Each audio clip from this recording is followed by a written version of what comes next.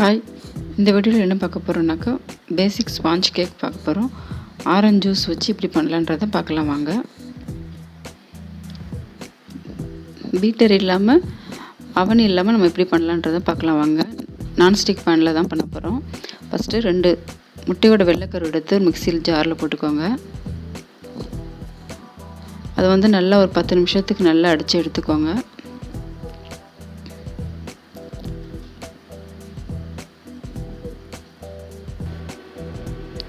இந்த மாதிரி அடித்து எடுத்துக்கோங்க. அடுத்தது மஞ்சள் கரு ஆட் பண்ணிக்கோங்க. அடுத்தது ஒரு 1/2 ஸ்பூன் வெனிலா எசன்ஸ் ஆட் பண்ணிக்கோங்க. இதை ஒரு 5 நிமிஷத்துக்கு அடித்து எடுத்துக்கோங்க. இந்த மாதிரி அடித்து எடுத்துக்கோங்க மிக்சியில். நெக்ஸ்ட்டு ஒரு 1/2 கப் சுகர் ஆட் பண்ணிக்கோங்க. அதையும் நல்லா பீட் பண்ணி நல்லா தனியாக எடுத்து வச்சுருங்க. நெக்ஸ்ட்டு ஒரு பவுலில் 1 கப் மைதா மாவு எடுத்துக்கோங்க. 1 கப் மைதானாக்கா 1/2 கப் சுகர் எடுத்துக்கோங்க. Baking powder 1 spoon, baking soda 1/2 spoon எடுத்துக்கோங்க. ஒரு பிஞ்ச் ஆஃப் சால்ட் சேர்த்துக்கோங்க. அதை நல்லா மிக்ஸ் பண்ணிடுங்க.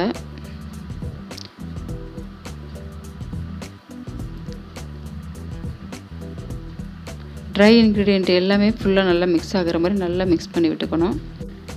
நெக்ஸ்ட்டு பட்டர் மெல்ட் பண்ணி வச்சுருக்கேன். 1/4 கப்பு அதை ஆட் பண்ணிக்கிறேன்.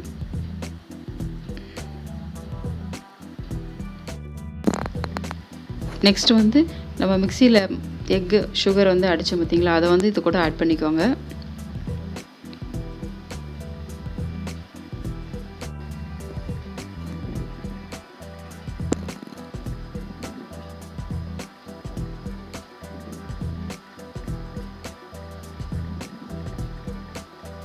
அதை நல்லா மிக்ஸ் பண்ணி விட்டுருங்க. ஃபுல்லாக மிக்ஸ் பண்ணிடுங்க.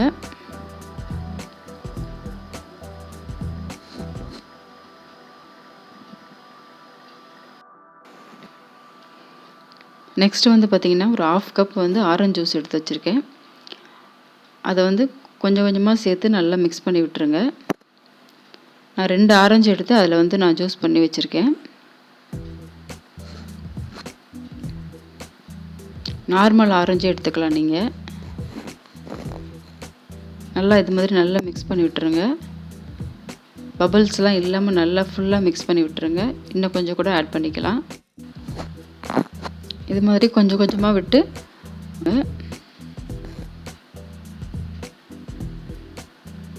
பபிள்ஸ்லாம் இல்லாமல் நல்லா ஃபுல்லாக மிக்ஸ் பண்ணி விடுங்க.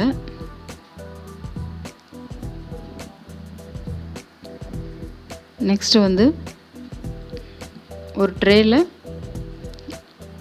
பட்டரை அப்ளை பண்ணிக்கோங்க. ஃபுல்லாக பட்டர் அப்ளை பண்ணிக்கோங்க, எல்லா பக்கமும் படுற மாதிரி. பட்டர் ஷீட் இருந்தாக்கா உங்களுக்கு பட்டர் தேவை கிடையாது.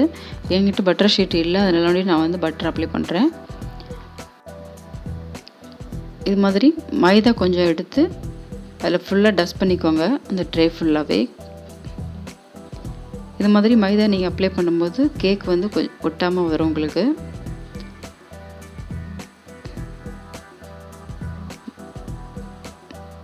அடுத்தது பவுலில் உள்ள இதில் ட்ரான்ஸ்ஃபர் பண்ணிக்கோங்க.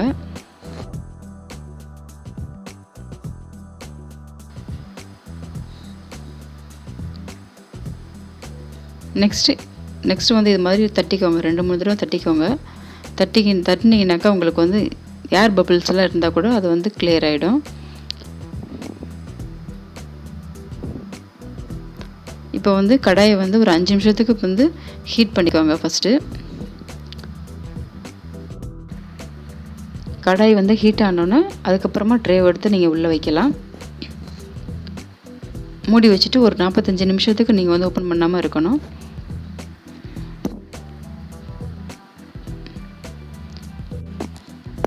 ஒரு 45 மினிட்ஸ் கழித்து நீங்கள் ஓப்பன் பண்ணி பார்க்கும்போது இந்த மாதிரி உப்பி வந்திருக்கும். வெந்துருச்சான்னு பார்க்குறதுக்காக ஒரு டூத் பிக் எடுத்து அதில் செக் பண்ணி பார்த்துக்கோங்க. இந்த மாதிரி ஒட்டாமல் வரணும். இந்த மாதிரி ஒட்டாமல் வந்தால் உங்களுக்கு பேக் ஆகிருக்குன்னு அர்த்தம். இது மாதிரி எடுத்துக்கோங்க. இது மாதிரி பாருங்கள் எப்படி ஒட்டாமல் வந்திருக்கு. நல்லா வந்து ஸ்பான்ச்சியாக வந்துருந்துச்சு கேக்கு. இது மாதிரி ஆரஞ்சு மில்க்குக்கு பதிலாக நம்ம வந்து ஆரஞ்சு ஜூஸ் வச்சு நம்ம வந்து இது மாதிரி செஞ்சு பாருங்கள். ரொம்ப டேஸ்டியாக இருக்கும், ரொம்ப சாஃப்டாகவும் இருக்கும், ரொம்ப ஸ்பான்ச்சியாக இருந்துச்சு கேக்கு. இது மாதிரி ட்ரை பண்ணி பாருங்கள். இந்த வீடியோ உங்களுக்கு பிடிச்சிருந்துச்சுனாக்கா லைக் பண்ணுங்கள், ஷேர் பண்ணுங்கள், கமெண்ட் பண்ணுங்கள், கூடவே சப்ஸ்கிரைப் பண்ணுங்கள்.